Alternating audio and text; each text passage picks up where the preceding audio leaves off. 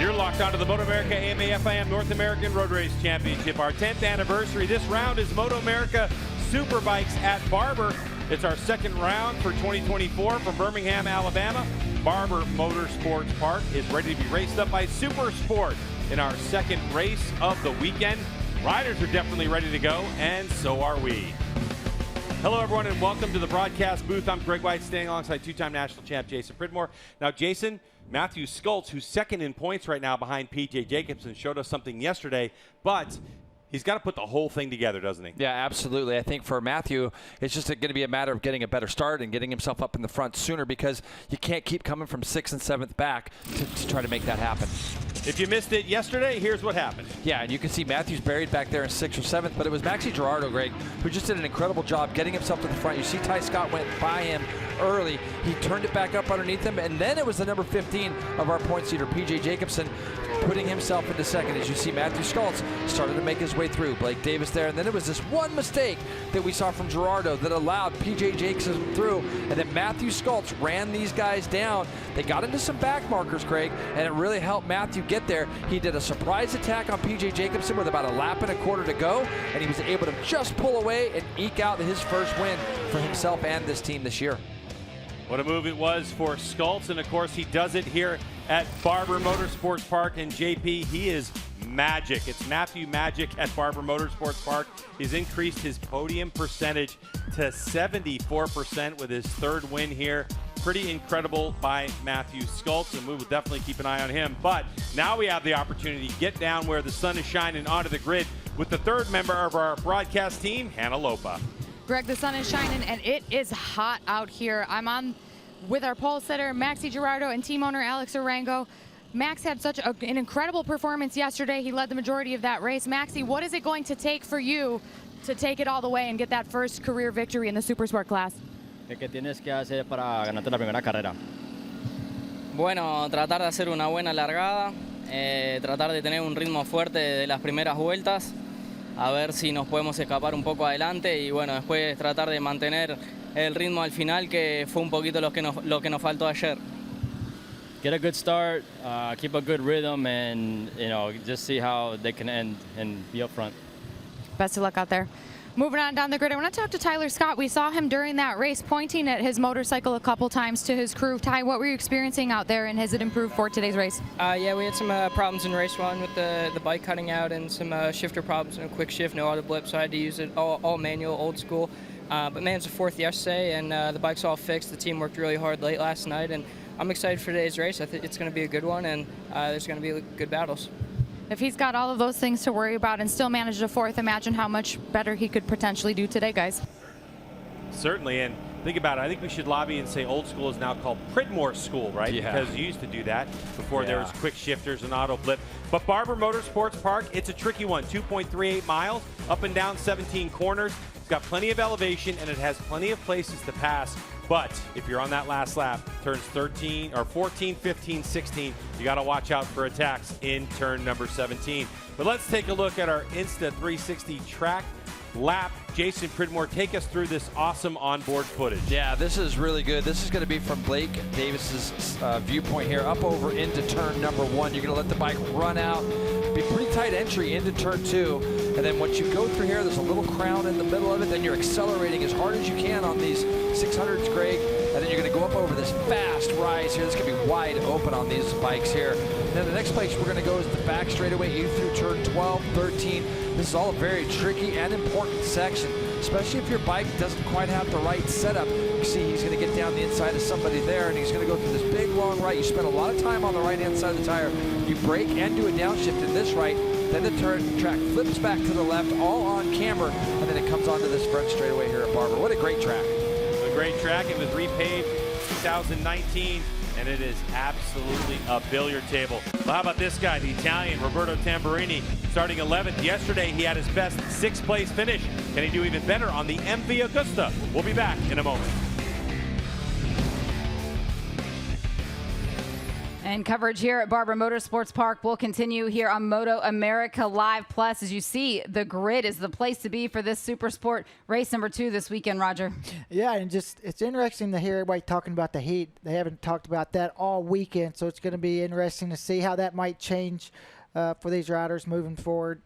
Yesterday was warm, but it's just not like this. You can see the heat coming off the pavement there, and that just makes the track temperature rise. Yeah, the sun has been up for most of the day. The clouds burned off pretty early. You see Tyler Scott there, the middle of the front row. He explained what the issues he had yesterday. We saw him as he was riding down past the start-finish line. He was signaling something to his crew. We didn't know what it was at the time, but he said he had to ride old school. And that's probably what happened going down into turn 1 when he made that mistake and ran off the track. And Tyler did the right thing.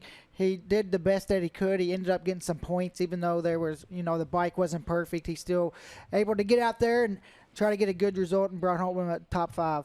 You see Dave Anthony there right behind Tyler Scott, another rider that would be familiar with riding old school. I loved his comment that he made with Mike on the mic earlier when Michael Hill talked to him, and he said that it's hard for him to step away. It would be hard for him to just leave the sport completely when he knows that he's still able to ride up there with the young kids. Yeah, that was a great conversation with him. And then also giving the Superbike that he was racing last year to Bobby Fong and moving to Supersport, I think just kind of gave him a breath of fresh air. And, having these good results, it's hard for him to step away when he sees the win and the podium right there.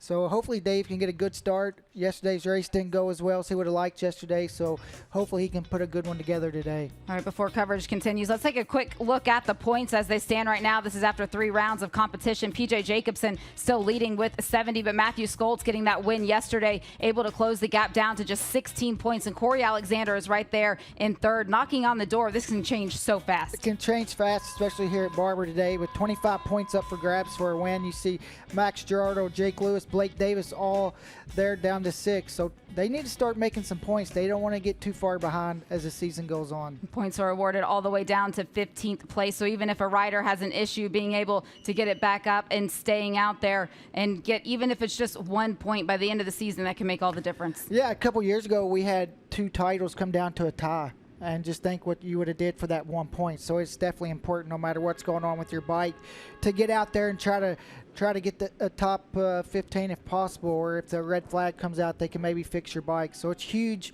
going down toward the end of the year, and you see a lot of the guys that's got a lot of experience are always the ones that are rushing over there to get back up and try to get as many points as possible. It's Maxi Girardo, our pole sitter, able to get his first MotoAmerica podium result yesterday. Very different conditions. He hasn't been out on the Dunlops in the heat just yet. You see the field is clear. The riders now out on their warm-up lap. It's going to be their last look at the racetrack before it's going to be time to go racing here in Supersport for race number 2. It'll be race number 4 for the 2024 championship season. And with a full field of riders, it is set to be a good one.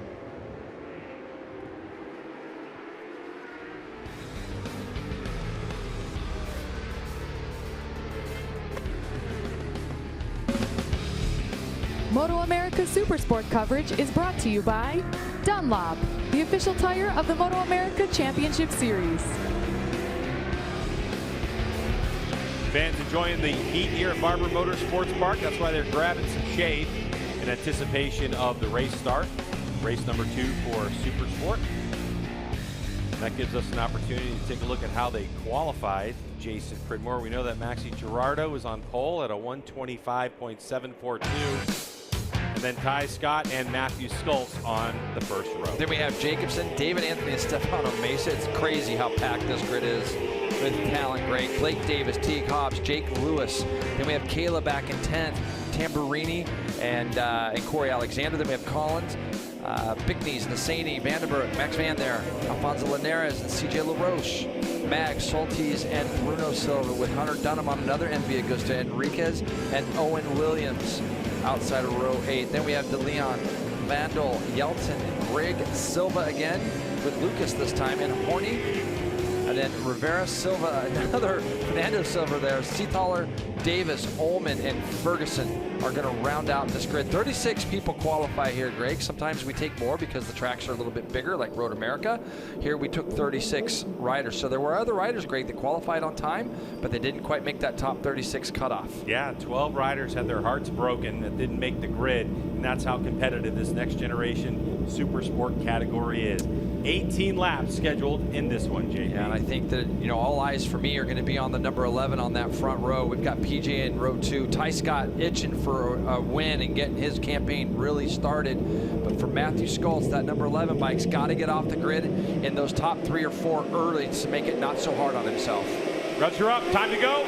Clutches are out, and it looked like from the middle of the front row, Ty Scott got a good launch on the 70, but it's going to be our pole sitter, Maxi Girardo, on the top pro motorcycle. He's going to get us into turn number 2, and he's trying to set sail already. Blake Davis and Matthew Schultz bumping there as they entered turn 2. Schultz was trying to rough the young guy up, and he wasn't having anything of it, so it's going to be Blake Davis holding on to 5th. But Girardo did what he did yesterday. He got another good start.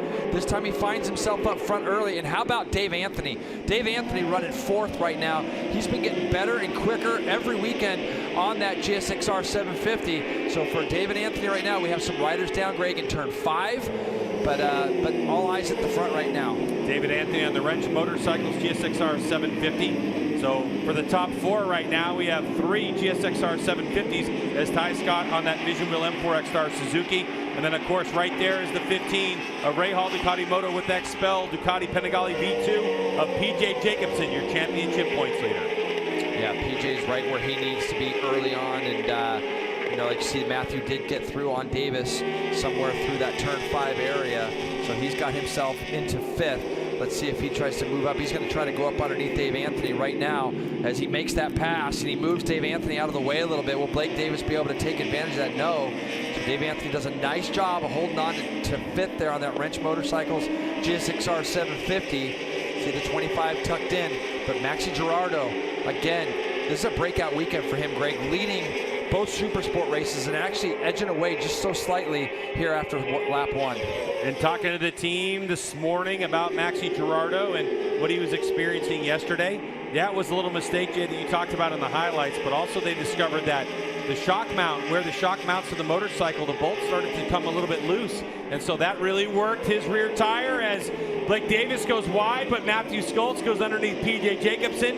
PJ cuts it back using the V2 power. Is he going to get back by? As Schultz has a look to the left of him, and he sees that PJ does squeak on through. Man, there's a lot of action down there that lap, Greg, and you can see Mesa was able to take advantage of that as well. So Stefano Mesa, who we haven't really been able to talk about enough this year just yet, on that ZX636, back there in 6th place now as he made his way through. He's right up behind David Anthony. So, but you know, for this guy, like we said at the beginning, it's going to be a lot easier for Matthew this time because he was able to get himself up close early. You can see the roll speed that he's got there through the middle of 13 and all through here. If he opens up that door at all, does PJ, Matthew's going through, and you can see he does it again. And you know, that's a move that Matthew has just got down.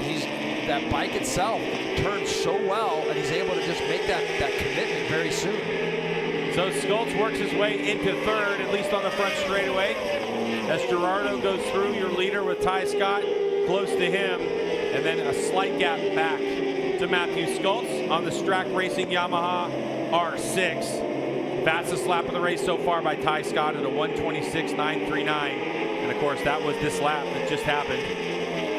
As they go into turn number 5, is Ty Scott going to try to make a move? He sends it sideways, so that Vision Wheel M4 X-Star Suzuki takes over the lead for the moment. But you can see Girardo going up the inside, so you get a couple of GSXR 750s. But I'm going to tell you something, JP. Max Girardo is probably about 125 pounds, if that. And so that allows him to get stellar drives on an equally matched GSXR 750. Yeah, but this kid out front's hungry, Greg. He's not had the start of the season that he wants or the team wants. I know that they've had a couple little struggles. So Ty Scott right now takes to the front. Now I'm going to be keeping an eye on these split times and seeing if Ty Scott pushes the pace. Hannah. Back to what Greg was saying about Girardo and that rear shock, the issue that they had yesterday. They run a really, really soft bike for him because of the way that he likes to ride the motorcycle, and because, as you just mentioned, of how light that he is. So Olin's got him sorted out today, and they balanced the bike out a bit more. It was much better, and he led warm-up. They said there's no reason he shouldn't be able to win this race today. Well, the reason he might not is because of how fast and hungry Tyler Scott is, but it's early days. We still have 15 to go, and the 161 in a good position. But Jay, more importantly for Gerardo, is he's starting to learn how some of these other racers race, because he's led so many laps here at Barber Motorsports Park. Now he's getting to see where an equally matched motorcycle, the GSX-R 750, where Ty Scott is able to work his magic. Yeah, and you can see here, Matthew Schultz is going to go down the inside of Gerardo right now and try to make this pass. And P.J. Jacobs said this is as far back as we've seen P.J. all year in fourth.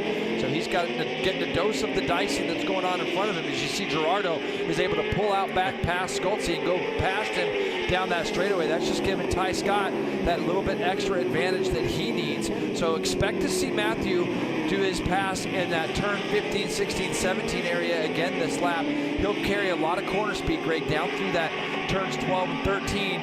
They'll go up over the hill. You'll see it. They come out of here. And this is where that Yamaha begins to shine. He's gonna carry a lot of speed from this left into this next right. He'll draw up on the back of Gerardo here, and then from this point on, he's gonna try to keep that bike tight all the way through. Gerardo does a nice job there of carrying a ton of speed in. So that was what made it to where Matthew couldn't go past. Well, folks, betting is now available for MotoAmerica fans. Go to nxtbets.com/PlayMA. For more information, visit MotoAmerica.com. Blake Davis, the 22, right behind the Kawasaki of Stefano Mesa on the Tyler cycle bike.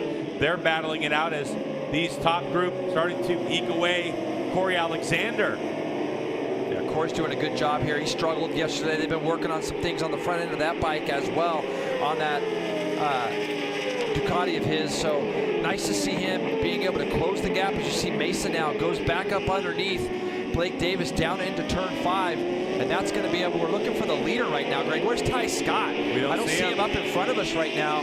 All I can see is this battle that we thought was for second, and I'm looking for Ty Scott. He is down, Greg. That's going to be on the exit of turn 2, it looks like, and yeah, that's going to be a big one. A lot of times, Greg, that's going to be maybe a big high side off the inside there of the exit of turn 2. So the leader is out again. Ty Scott, really unusual to see this kind of attrition from him to start the season. But now, Matthew Schultz leading from the front. What's he going to be able to do with this? Well, right now, he's starting red flag, to Greg, red flag is out. Red flag is out. And poor Matthew Schultz, of course, he's going to make sure that Ty Scott is really the #1 concern, that he's okay. We have some other riders around down on the racetrack as well, Jay, from our vantage point. Okay. But red flag is out, which means all race stoppage at this point. So a lot of times, Greg, this is going to be a thing where we're just getting on the gas, and you can see Matthew's checking up. So you can see some parts yeah, flying. you see debris and everything going. And I'm looking for a black line. See that black line way back there in the distance where Dave Anthony just went through? That black line is probably from Ty Scott, where the bike's going to light up a little bit there and let loose. So it's going to be encouraging for Matthew in the sense that he was where he needed to be. So, you know, we're just thinking about Ty Scott right now. All right, tires can't be changed in this one, but you can do anything else you want to do to the bike. But we're going to step away. When we come back, more from Barber Motorsports Park as they get the situation sorted out.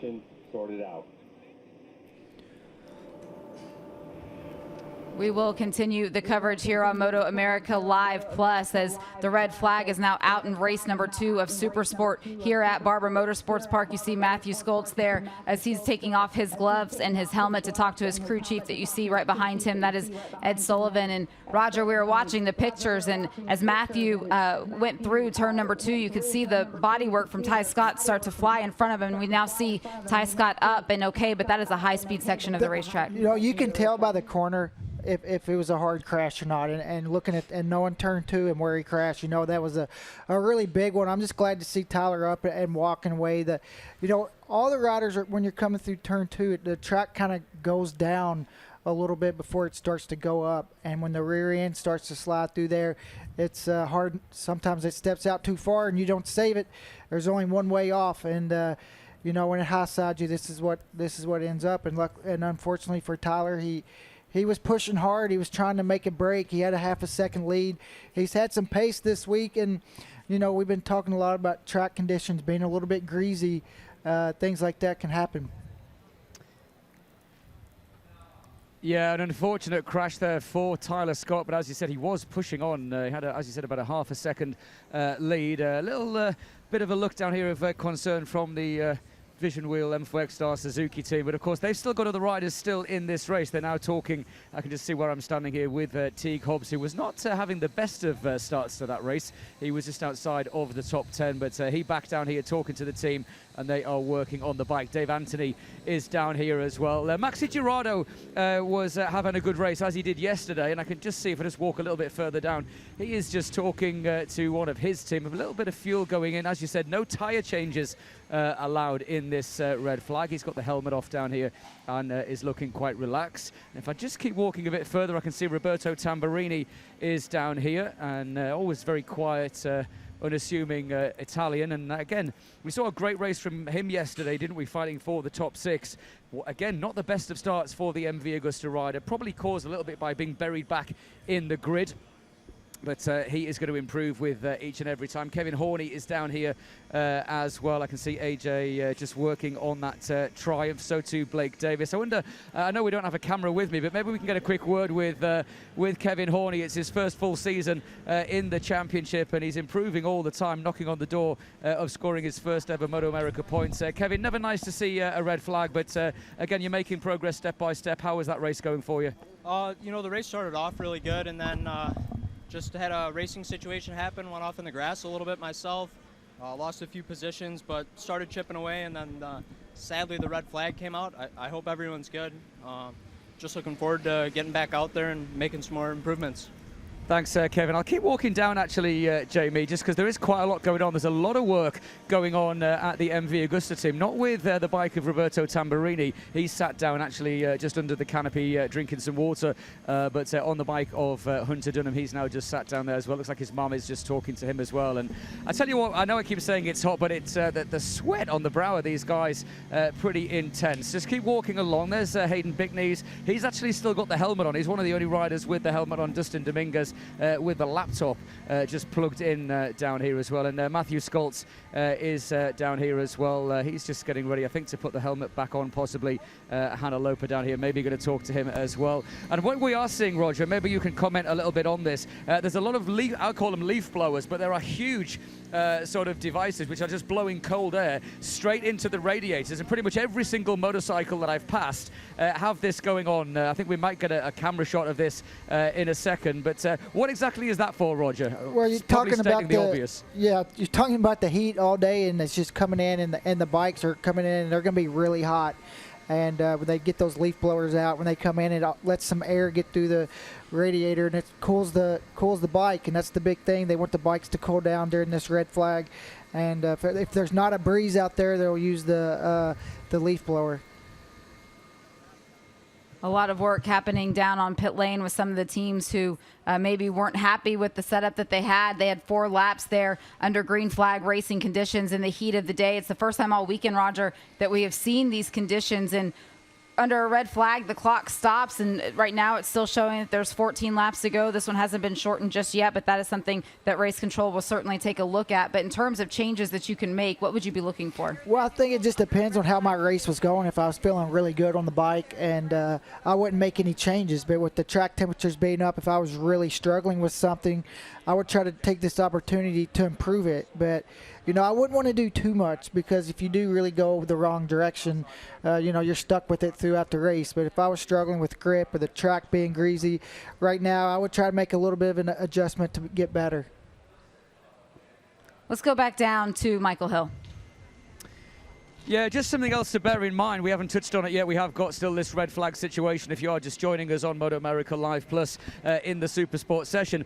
This race obviously is going to be restarted, and my understanding of the rules is that they will not be sort of put on the grid as they qualified. We no longer have aggregate races in motorcycle racing. Gone are the days where you would do a 4-lap race, for example. The race would get stopped, and then they'd add the remaining laps together and then give us an overall winner. That just became too complicated for fans to understand, and for commentators, especially me, to understand. So we now have a situation when there is a red flag. Once they've gone over 3 laps, they will grid up as they finished. And of course, Roger, that will put a completely different dynamic, not just on the opening lap, but potentially on the race as well, because someone maybe like Roberto Tamburini, or a rider that maybe would have qualified 16th, 17th on the grid, if they've made some positions and they're now running 8th or 9th, that pushes them up 2 or 3 rows on the grid, and that changes everything on that run down into turn 1, and as I said, potentially will give us a different race. Well, I think looking at the monitor, the biggest mover would be Corey Alexander now starting.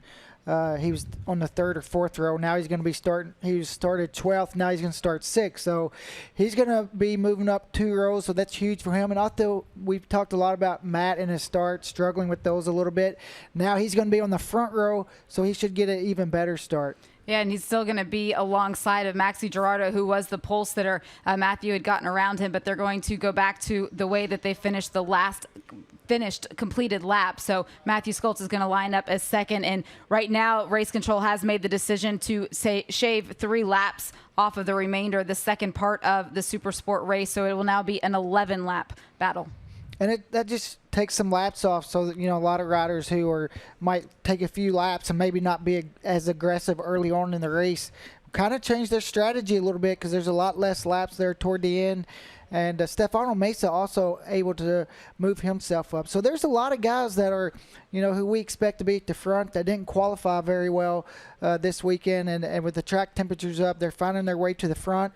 Now we get to restart, and they're going to be a lot closer. Another rider to keep an eye on, that number 15 Ducati of PJ Jacobson. He was on the 2nd row with the original grid. He will now be alongside Matthew Skoltz up there on row number 1.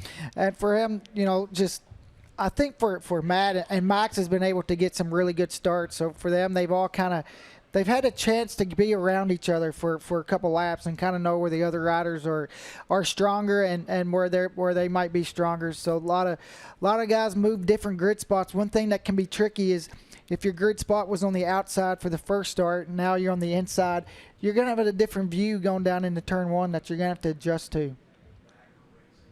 See the team still all lined up on pit lane. Several of the riders have put their helmets back on. We do see, I think that was Matthew Skoltz that just ran through to get to the pit exit. We're going to step away. Be right back right after this for Supersport.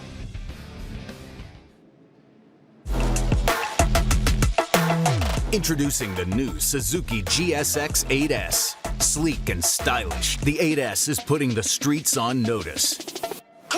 Its compact 776cc parallel twin engine with cross balancer, combined with the Suzuki Intelligent Ride System technology and daring Street Fighter design, give you the confidence to let your riding do the talking.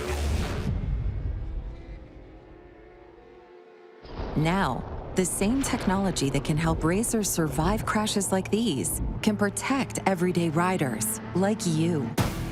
Airbags. Airbags save injuries. And airbags save worry. That's why 96% of people say they want their loved ones who ride to wear an airbag. But there's one thing an airbag can't save. You, if you never put one on. Learn more at revzilla.com/airbags. There's no better way to see a country than on a motorcycle. You're riding through it, you're smelling it, you're feeling it. I ride because of the freedom that it makes me feel. The outdoors, the wind, the sun on your skin, and that's what keeps me getting back on the bike, to feel that freedom. You get to see such a unique landscape. Pretty special.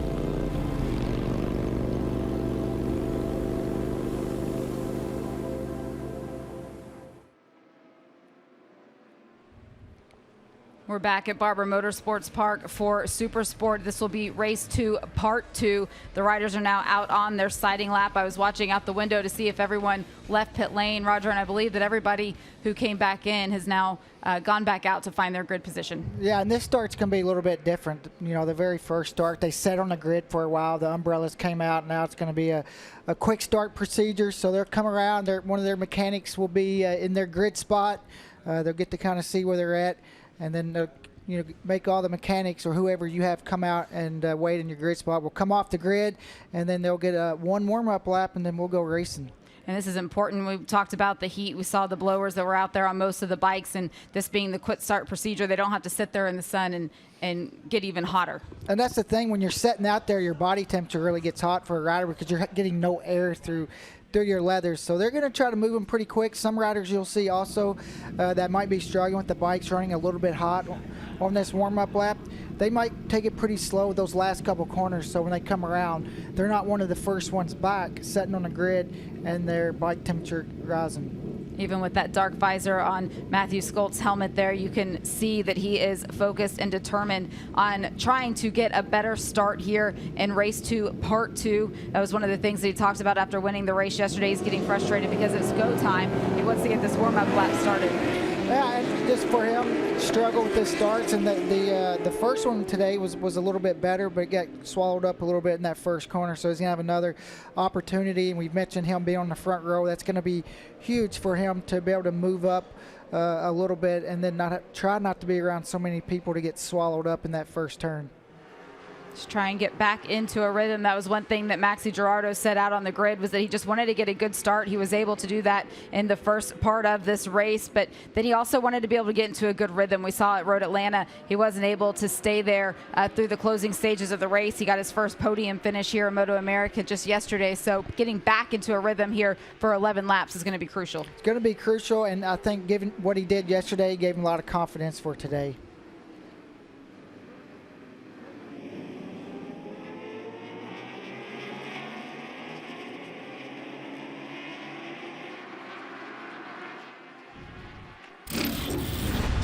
This is what happened so far in Supersport race number 2. Yeah, you can see Girardo got another great start like he did yesterday. Ty Scott, same kind of thing as what we saw. And Ty Scott was going to make some pretty quick work here. He's going to get himself to the front. As Matthew Skolt's also got a better start today in this first start of the race. You see Ty Scott gets to the lead. Started to actually get away just a little. You see Girardo in second, but this was the spot. You see Matthew and PJ both checking up, and you see some pieces in the right side of your screen flying, and that unfortunately was Ty Scott's crash. That's what brought out this red flag. Got an 11-lap restart getting ready to go. We were happy to say that Ty Scott did get up. There you go. Went back to look at his bike, but it's a little bit secondhand. So as is his helmet, you can tell, Greg. So he's going back over to the probably the medical center, getting checked out now. But nice to see him get back up on his feet. All right, so the grid's going to form up as we get ready to start this 11-lap portion of Supersport race number 2. All eyes are going to be on Matthew Skolt's. And the start, if he can get a good one, it's going to be Girardo, Skolt's, PJ Jacobsen, Mesa, Blake Davis. Corey Alexander moves up to the second row as well. Tamburini, Anthony, and Jake Lewis on row number 3. Collins, Yakov, and Hobbs on row number 4.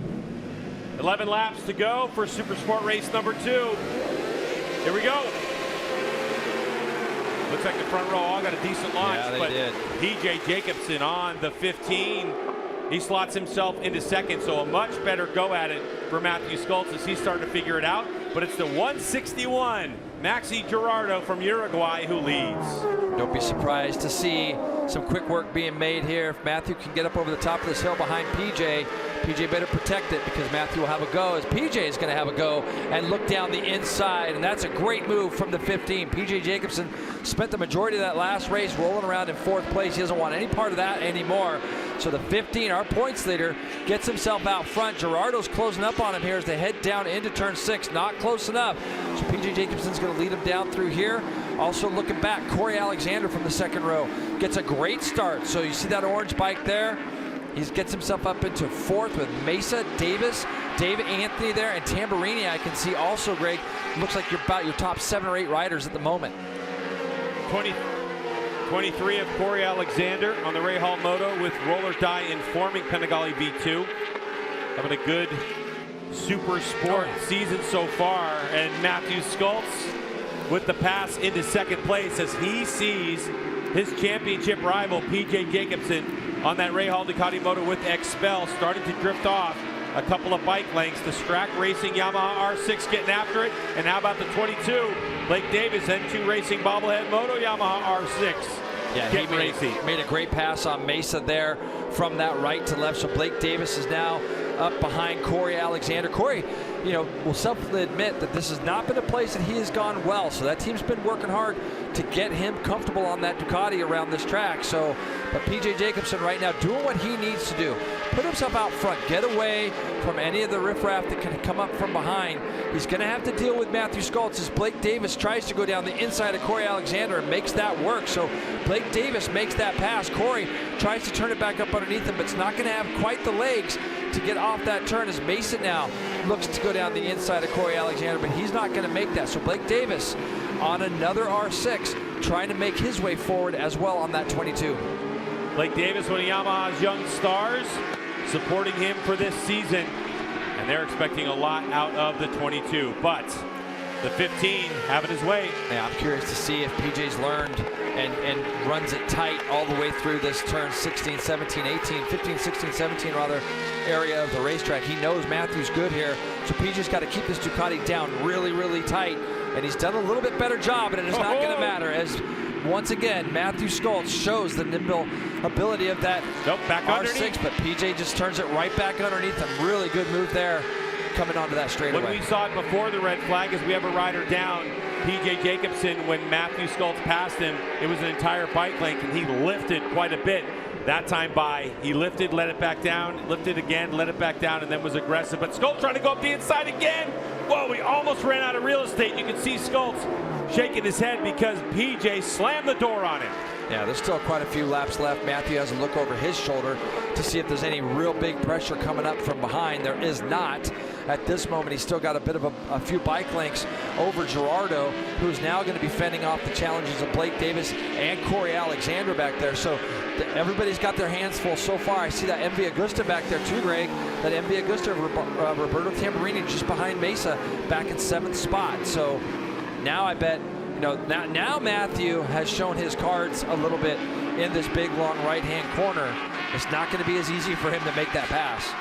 Yeah, Jay, you can say that there's a group of 7 with Tamburini, the 42, kind of book ending, and then there's a little bit of gap back to that 8th, 9th, 10th, 11th place battle.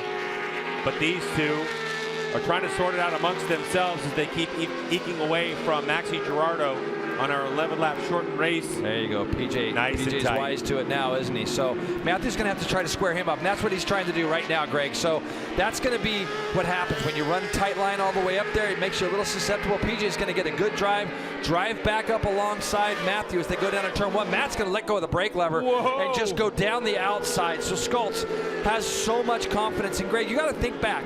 We've watched this guy on Superbike for what, last 5 years?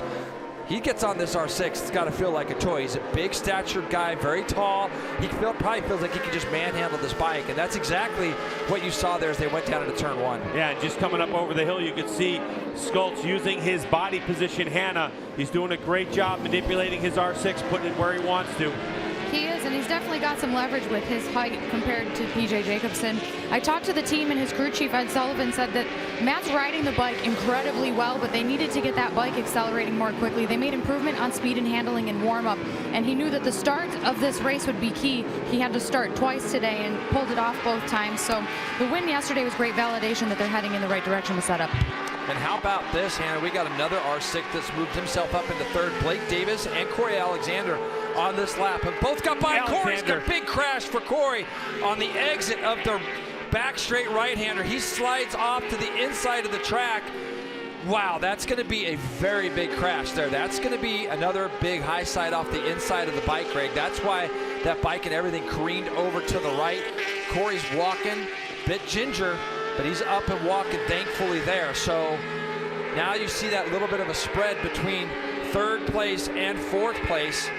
That is going to be a big crash down that back straightaway, GW. That was huge. And luckily, those corner workers saw it at the last moment. That was crazy. Corey's walking. He's up. He's okay. But our focus is back up front as Blake Davis, the 22, on that N2 Racing bobblehead Moto R6. Sees it. There's a look at the crash, JP. Yeah, that's a hard view to see there, but that Ducati creens off the barrier. You're going to see it come across the screen there. So, you know, what's going to happen there, Greg, is he's going to be out wide, lose the rear. It's going to throw him off the inside of the bike, and the bike's going to continue to go over to the right. So PJ Jacobsen getting passed by Matthew Schultz isn't giving anything to him, but Blake Davis goes past his lap of the race, 126.892, chasing these two down. Yeah, and he's doing a good job as Blake. It's gonna give him a lot of confidence, seeing that he's running the points leader down to the guy that won the race yesterday. So for Blake, we've seen a couple little early season mistakes. Saw one in Atlanta where he just slid off in race 2. I believe it was race 2 in Atlanta while charging and running up front. And for him right now, we've also seen him on the podium, I believe, in race 1. So what we've got to do now is he's done the hard work, Greg. He's got up the back of him. Now he's got 6 laps to try to figure out if he's going to be close enough to try to do something with PJ. So PJ Jacobsen in second place, the number 15. He's on the Ray Hall Ducati Moto with Expel, Ducati Panigale V2. It's a next generation bike. He's leading this championship by 16 over Matthew Schultz, who's on that Strack Racing Yamaha R6. But Jay, what's interesting is you had Corey Alexander, who's out, Gerardo 4th in this championship, and Jake Lewis with Blake Davis only 2 points behind Jake Lewis in 6th place. This result for the 22 would pole vault him up into the top 3 in this championship. So important to get these points when you get them, when you have an opportunity to this early in the season. This Supersport Championship scheduled for 18 races like we've had in the seasons past. Well, the thing is, right now, Matthew doesn't really have any weak sectors. You know, he looks good everywhere, and his size, I know he's quite a bit smaller than the 2 guys, or quite a bit bigger rather, than the 2 guys behind him. So when you start to look at that, just some of the straightaways might be an issue, but he's so fast mid-corners. You see this battle is going for 4th place between Gerardo and Mesa, with Tamburini, the Italian, on that MV Agusta, doing a great job for MP13. And he's running in 6th place right now. They continue to try to make that bike better. And you can see here, Matthew just ever so slightly getting away, just a little bit, from the 2 behind him. And he's just got to keep grinding out these laps. Boy, PJ got a spectacular run onto the front straightaway and was able to claw back a couple of bike lengths, but it's the roll speed of Schultz on that R6. You're right, and I think that Blake Davis right now is going to be close enough. If he comes up over this next rise and can close up on that Ducati at all, he might be close enough to do something in turn 5, although PJ's really strong there. Blake's going to close up on him, but he wasn't quite close enough to think about going down the inside and make a pass. Davis trying to run up and get a good drive, but PJ's able to squirt off that corner. And one of the things with the next generation bikes in Supersport, what I mean by next generation, keep in mind you have back in the field there with Stefano Mesa in 5th place on the Kawasaki ZX6R. That motorcycle is fuel injected, but it's not throttle by wire. And then you have this big twin of the Ducati Panigale V2, and you have the throttle by wire Yamaha R6. So you have these older generation bikes like the R6 and the Kawasaki, even the Suzuki GSX-R 600 still eligible for the class. Your next generation bikes are GSX-R 750, Panigale V2, and like the MV Agusta as well of Tamburini, that F3RR. And this class is controlled with those full electronics that are available on these throttle-by-wire motorcycles. Now, the Yamaha R6 is full boat, right, Jay? I mean, these things are really developed and was the benchmark for this class early on.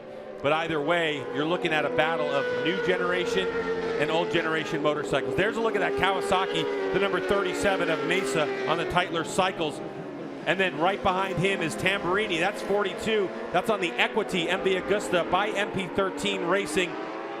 MV Agusta F3RR. And of course, Jason, the exciting thing is about MV Agusta fans is the KTM investment that they've made in purchasing MV Agusta as Tamburini goes in a little toasty down to turn number 5. It's not going to hurt him too bad, believe it or not. He's still going to be able to get it turned, Greg. Yeah, so the small in stature Italian of Tamburini having a good run. He was 5th place, but he lost position to Mesa a moment ago. So he's got some work to do. We mentioned top of the show for Tamburini. His best results here in Supersport in his short stint. This is his first season. Was 6th place yesterday. So Jay, what does it say to Tamburini's skill level to come to a very complicated Barber Motorsports Park and be able to get these top 10 results? A lot of experience. He's raced in the 125 World Championship. He's racing World Superbike, so he's a very seasoned guy. And what a great guy to get on that bike for Melissa Paris and that team. And what a result. I mean, I know how hard they worked all during the off season to try to get a program put together, and she's done a really, really amazing job. And to have a bike that's really a little bit untried and untrue here in our series. We saw Andy DeBrino last year on that bike, and you know, this bike right now, with him running 6, running 27.6, 27.0 is his best lap, 26.9 for Schultz. So you can see that the bike's got the lap time in it. So we'll see if he can continue to move forward at all and try to do something with Mesa. We were talking about Tamburini back in 6th place as we continue to look at the battle for the race win. These top 3, as Matthew Schultz is controlling the pace, just a slim 0.3 of a second lead, as number 22, Blake Davis, continues to try to look and try to figure out a way with only 2.5 laps to go in this race. When's Blake Davis going to try to make a move on PJ Jacobson? The question is, can he get close enough? Because PJ is crushing him off the corners. Yeah, PJ's doing a really nice job there. And this is what I meant yesterday when I said, look at PJ. Sideways. So class right no there. Electronics, watching him by do the that. way. No Seeing him get that bike yeah. sideways and slide. That's all throttle control for PJ. If you follow him on Instagram, a lot of Supermoto, but more than anything, just a lot of experience and a fantastic rider. So it is PJ Jacobson. Now, Blake has just got to try to go to work here and try to pick a spot where he thinks he can do something. Now, like you said, Greg, PJ's so good off the corners. He's great going in, off them, but where he's good in the spots that will make it harder for Blake to pass, you know? So when they go down into turn 5 and things right now, PJ's so strong on the brakes, Blake can't just quite get close enough to him. PJ Jacobson, the number 15 on that yellow Rahal Ducati Moto with Expel bike in 2nd place, trying to reel in Matthew Schultz, but also think about what's going on behind him. The 22 N2 bobblehead or racing N2 Racing bobblehead moto entry. All the while, Strack Racing's R6 of Matthew Schultz just out front controlling the pace. But PJ looks like he's spinning up quite a bit now, JP. Yeah, he is for sure. And Matthew just ran his personal best lap of the race, 26.827 to 27 flats for the guys behind. So he's just eking that out. You can see, Greg, that gap has gotten just a little bit bigger. Matthew goes fastest second split of his race. Gerardo's done a nice job of just maintaining that 4th place spot. He's opened up a gap now over Mesa and Tamburini with Jake Lewis just there behind him. Kayla Yakov currently running in 8th with Torrin Collins and Alfonso Linares, who we saw on a Ducati at Atlanta, and I believe he's swapped over to that Suzuki GSX-R 750 here in Birmingham. We're going to be coming to the white flag. 1 lap to go for Matthew Schultz. Can he get the double? PJ Jacobson trying to find some speed, but it looks like Schultz has something left in the tank. Matthew Schultz last time by the stripe won his fastest lap of the race at a 1:26.827.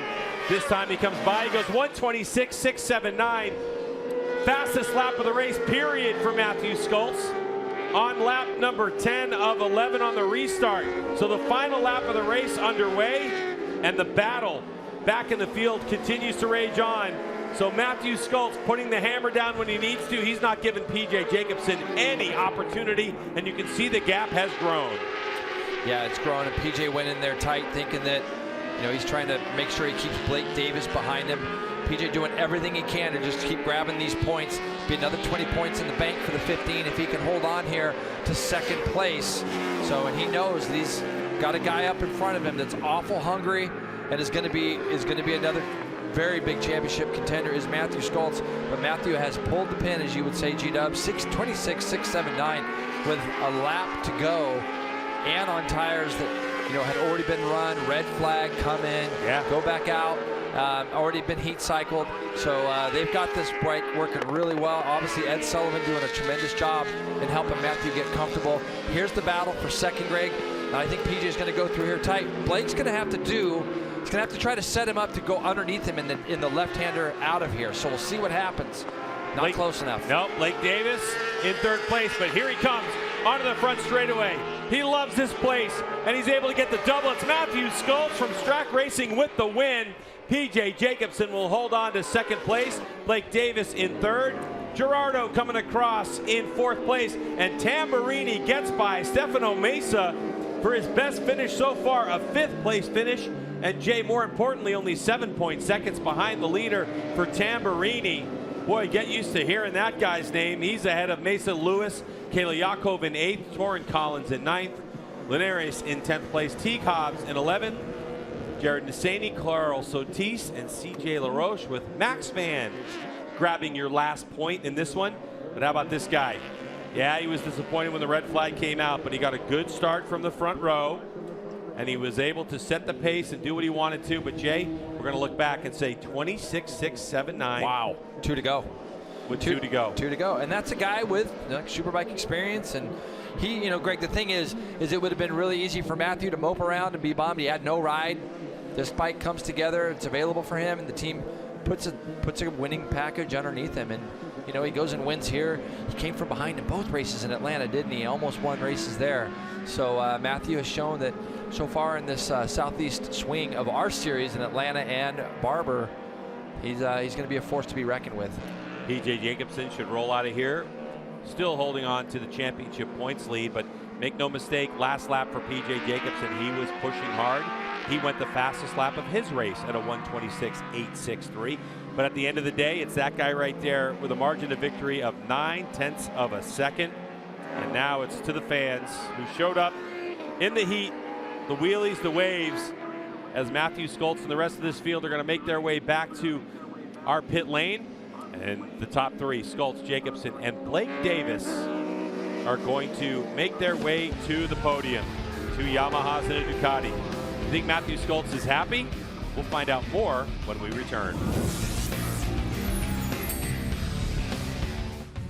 We can continue coverage here of Supersport, wrapping up this race number 2 here at Barber Motorsports Park as you see Matthew Skoltz come around and get the congratulations from Jake Lewis. Jake Lewis also had a great race today, Roger. Yeah, great weekend for Jake there today. A lot better race than they had yesterday. He actually was caught that battle for 5th and 6th with Tamburini and Stefano Mesa. So for him, struggled a little bit early this weekend, and they was able to have a good race too today.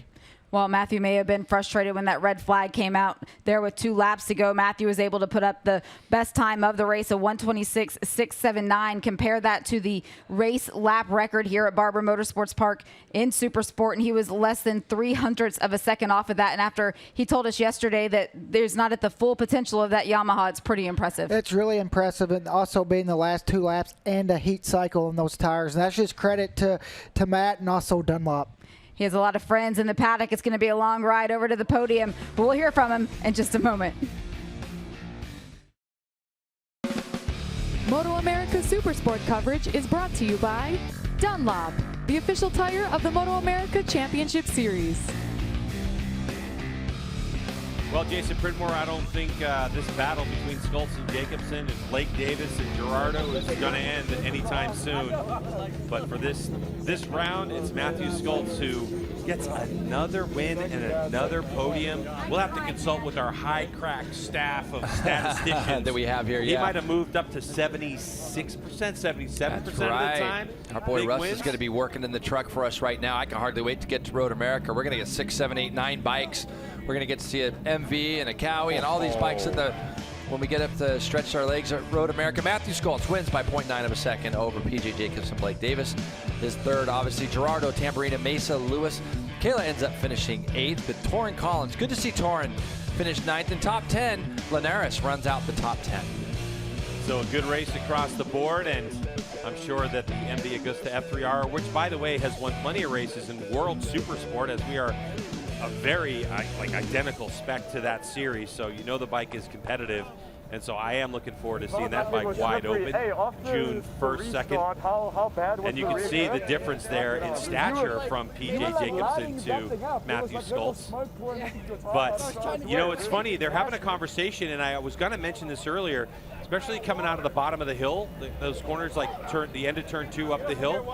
PJ was spinning and there was smoke coming off his tire. Early on, I thought, whoa, I thought I saw a puff of smoke, but it ended up just being tire smoke. Just tire smoke. PJ's so good at that stuff, though, and then he's, like I said, he's got amazing throttle control.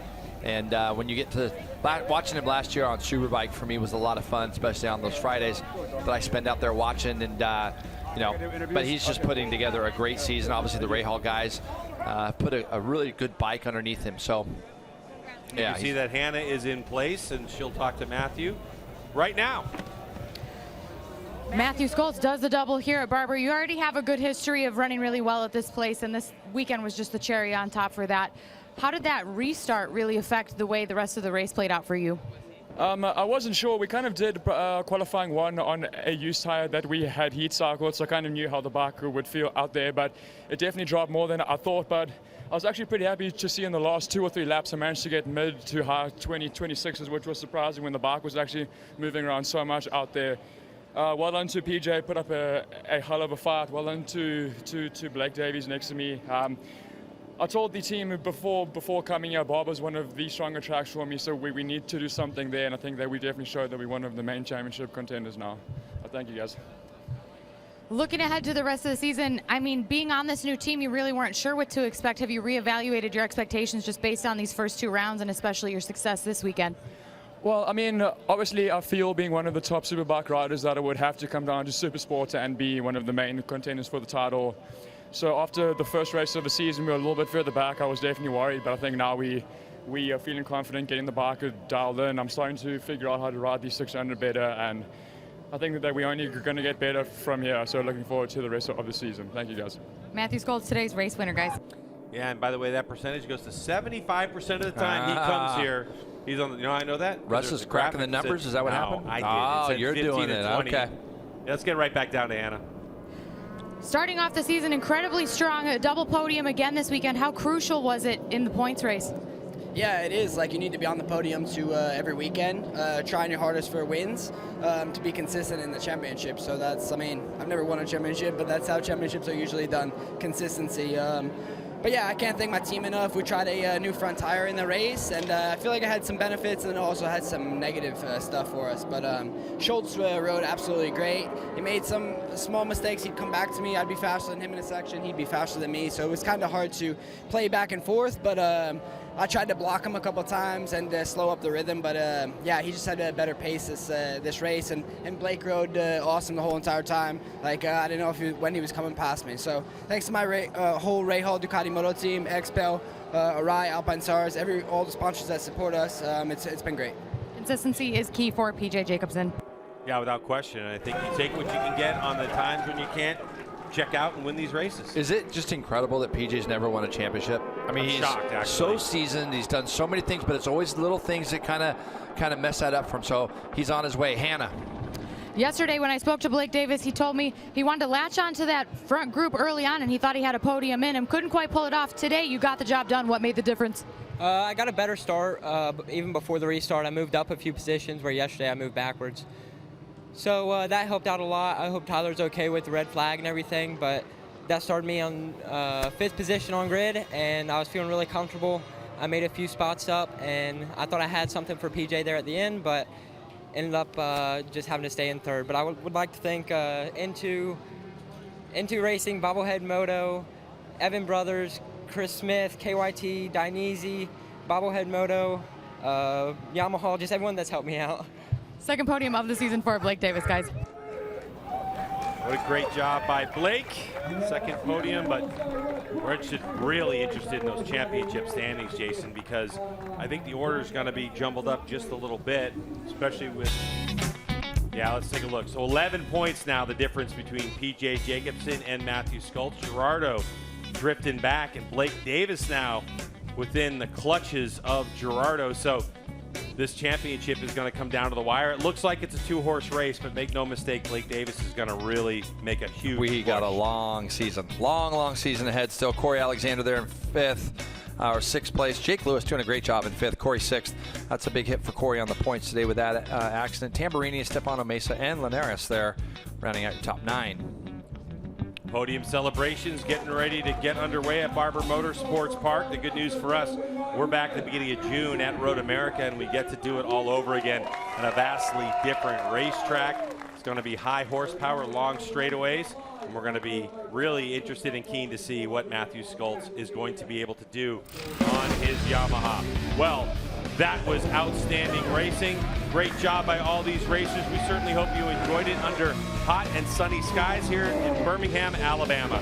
For Hannah Lopa and Jason Pridmore, I'm Greg White. We can't wait to see you in Wisconsin in a couple weeks' time. Until then, take care.